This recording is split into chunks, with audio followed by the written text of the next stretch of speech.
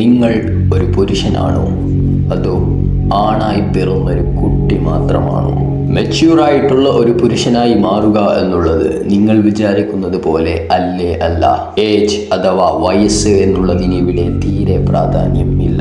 ഒരു യഥാർത്ഥ പുരുഷനായി മാറുക എന്നുള്ളത് വളരെ കഠിനമാണ്. എന്നാൽ മോഡേൺ സൊസൈറ്റി അതിനെ കൂടുതൽ കഠിനമാക്കുന്നു. നമ്മുടെ സൊസൈറ്റി ആൺകുട്ടികളെ അവരുടെ ചെറുപ്പത്തിൽ തന്നെ ഫെമിനൈസ് ചെയ്യാൻ ശ്രമിക്കുന്നു. ചിലപ്പോൾ നിങ്ങളിൽ പലരും അവരുടെ ബ്രെയിൻ വാഷിൽ കുടുങ്ങിയവരായിരിക്കും. പുരുഷന്മാർ കൂടുതൽ ഫെമിനൈൻ ആയിരിക്കണമെന്ന് വരെ നിങ്ങളോട് പലരും പറഞ്ഞു കാണും. പെൺകുട്ടികൾ സ്ത്രീകളായി മാറുന്നത് ഫിസിക്കൽ മെച്യൂരിറ്റി അറ്റൈൻ ചെയ്യുന്നതിലൂടെയാണ്. എന്നാൽ ബോയ്സിന് ഒരു ടെസ്റ്റ് ഉണ്ട്, അത് പാസ് ചെയ്യണം. സ്വന്തമായി വാല്യൂ ഉണ്ടാക്കി എടുക്കുക എന്നുള്ളത് ഓരോ പുരുഷന്റെയും ചുമതലയാണ്. ഒരാളെന്ന നിലയിൽ സ്വന്തമായി വാല്യൂ ഇല്ലെങ്കിൽ ഈ ലോകം നിങ്ങളെ ഗാർബേജിന് തുല്യമായി കാണും. എന്നാൽ ഒരു പെണ്ണിന്റെ സൗന്ദര്യം മാത്രം വെച്ച് ഈ ലോകം അവളെ ഒരു ഡയമണ്ടിനെ പോലെ ട്രീറ്റ് ചെയ്യും. കാരണം സ്ത്രീകൾക്ക് സൗന്ദര്യമാണ് അവരുടെ വാല്യൂ. ഒരു പുരുഷന്റെ കേസ് ഇതല്ല. കഷ്ടപ്പെട്ട് സ്വന്തമായി ആ വാല്യൂ ഉണ്ടാക്കി എടുക്കണം. ഇതാണ് റിയാലിറ്റി.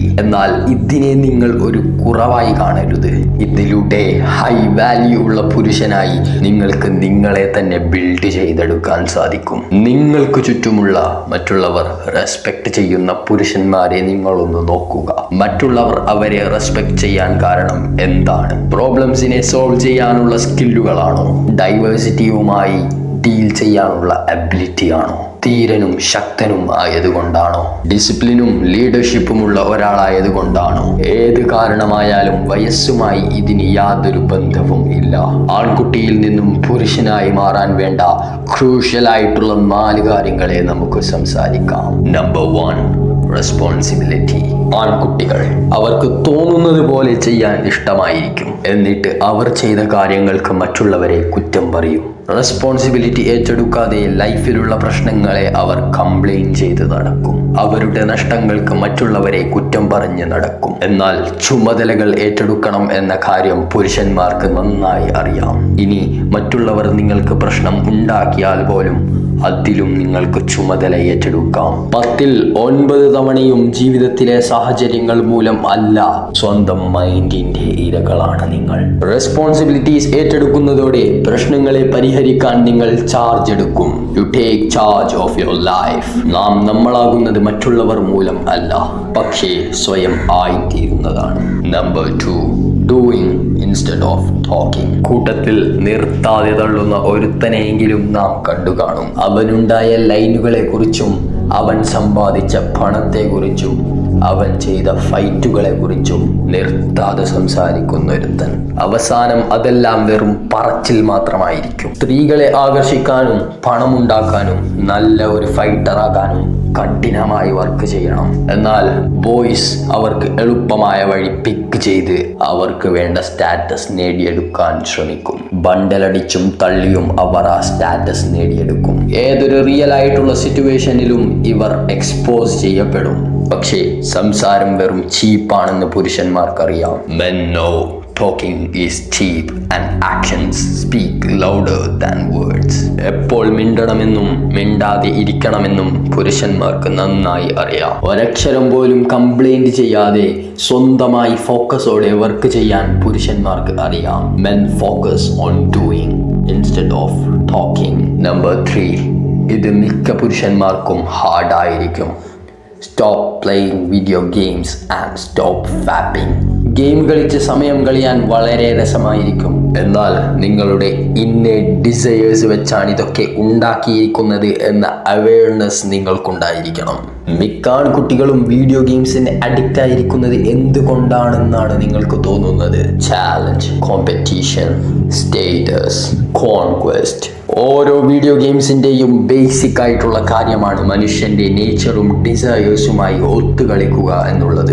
എന്നാൽ ഈ അച്ചീവ്മെന്റ്സ് എല്ലാം ഫേക്ക് ആണ്. ഇനി നിങ്ങൾ ഗെയിം കളിച്ച് തോറ്റുപോയാൽ നിങ്ങൾ നിങ്ങളുടെ ആംബിഷൻസ് എല്ലാം മറന്ന് റിയൽ വേൾഡിൽ നിങ്ങളുടെ ലൈഫ് ഫോഴ്സിനെ വേസ്റ്റ് ചെയ്യും. സ്വയം നശിക്കാനുള്ള വേറൊരു വഴിയാണ് ഫാപ്പിംഗ് ടു ഓൺലൈൻ കണ്ടന്റ്. ഫാപ്പിംഗ് അഥവാ മാസ്റ്റർബേഷനിലൂടെ നിങ്ങൾ നിങ്ങളുടെ ബ്രെയിനിലേക്ക് ഫേക്ക് ആയിട്ടുള്ള കോൺക്വസ്റ്റ് ഇൻസേർട്ട് ചെയ്യുകയാണ്.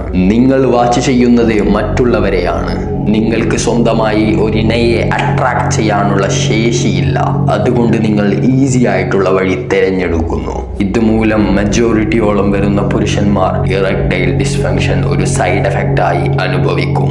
ഈ കാര്യങ്ങളിൽ എല്ലാം പുരുഷന്മാർ വളരെ അവെയർ ആയിരിക്കും. Number 4, controlling your emotions. Boys അവർക്ക് ഇഷ്ടമുള്ള കാര്യങ്ങൾ തോന്നുമ്പോൾ അവർ ചെയ്യും.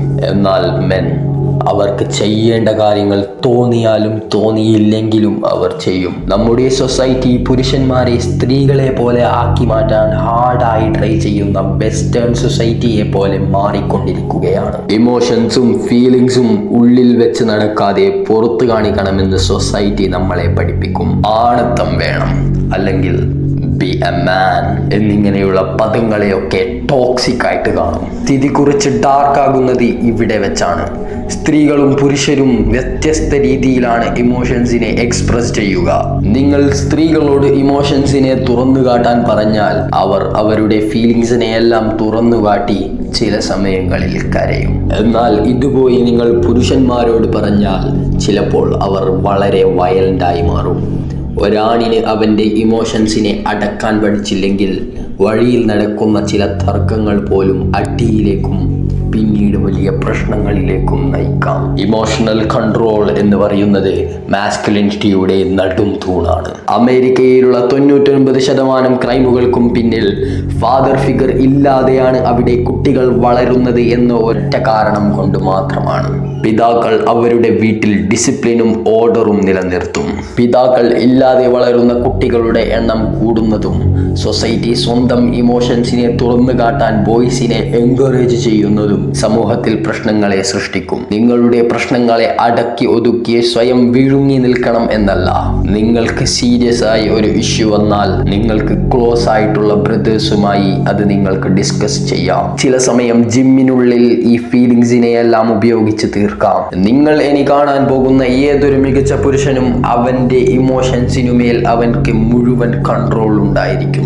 ഇമോഷൻസ് ബാഡ് അല്ല, എന്നാൽ ഇമോഷൻസിനെ ബാഡായി യൂസ് ചെയ്യുന്നത് ബാഡാണ്. പല ആൺകുട്ടികളും അവരുടെ ഫീലിങ്സ് മൂലം ജിമ്മിൽ ജോയിൻ ചെയ്ത് പവർഫുൾ ആയിട്ടുള്ള ഒരു സ്ട്രോങ് ഫിസിക് ബിൽഡ് ചെയ്തെടുത്തു. അവരിൽ പലരും റിജക്ഷനും ബ്രേക്കപ്പും ബുള്ളിങ്ങും ഒക്കെ സഹിച്ചു വന്നവരാണ്. ഇമോഷണൽ കൺട്രോളിന് ഒരു എക്സലന്റ് എക്സാമ്പിൾ ആണിത്.